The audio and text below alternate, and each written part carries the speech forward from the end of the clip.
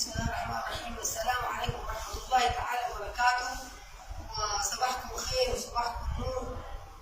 والواحد صار معي انت منين، لكن المنى من المولى عز وجل يعني تصل رسالتي وتصل تحياتي اولا لسيد القائد البرهان بالنسبة لأبناء السودان الوطن المشتركة وقواتنا الخاصة وقوات المسلحة، وربنا مزيد من الانتصارات والفرحة عودنا إن شاء الله بإذن الله، وبيكم نحرر كل شيء. والسودان بدأ من هنا، نحن ما انتهينا، نحن يا دوب ابتدينا. وأتمنى يعني I was born in Sudan. My deep feeling I wanna answer. Sudan is a bigger country in Africa.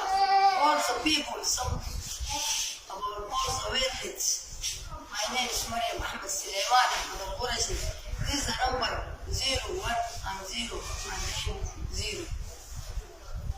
والتحية لأبنائنا خارج الوطن وداخل الوطن، وكل من هم وكل من عنده غيره للوطن، وكل من حب يواصلني أو يتابعني.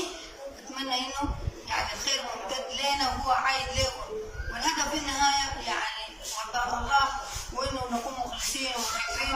وأي دمعة يعني نزلت من أي امرأة سودانية ولا نفر أن نزرع البسمة والفرحة. نحن ما بنستاهل الشيء اللي حصل لنا، لكن مكتوب مقدر، ونحن قادرين وقادرين برجالنا وبجنودنا وبأبطالنا، والحمد لله. وحبابكم العشر، وربنا يهديكم، ربنا يحفظكم، ربنا ينصركم. كلام كثير يعني أنا ما قادر، لأنه الحمد لله ما التعبير يعني. جزاكم الله ألف خير للشعب السوداني، ونحن كلنا واحد، جيش واحد وشعب واحد. مو قالوا انتهينا، نحن عز الدنيا بينا، نحن يا دوب ابتدينا. ما تقول انتهينا، اما قال الاستاذ الفنان الله يرحمه ابراهيم عوض: بتنهي جيل ينظر الينا، واماله دائما كان معتمد علينا.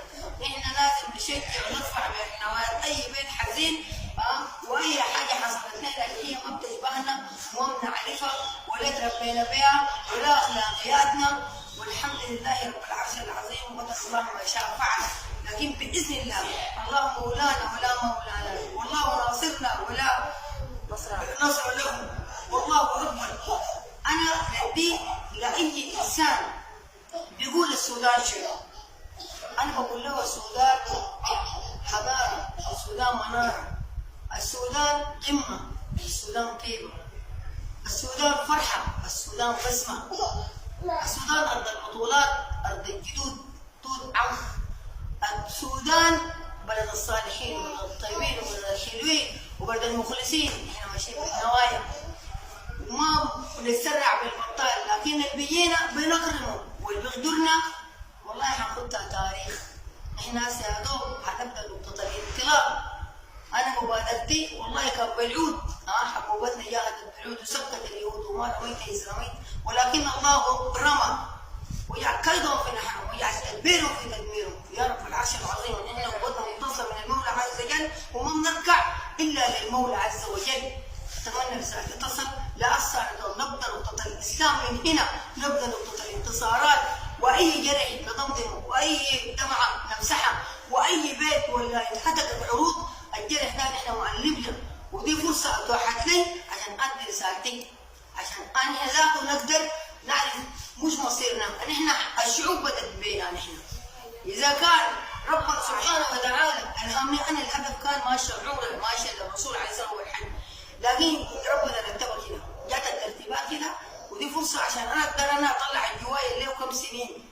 أنا ده وطني، زمان بقول وطني ولا ملكتني.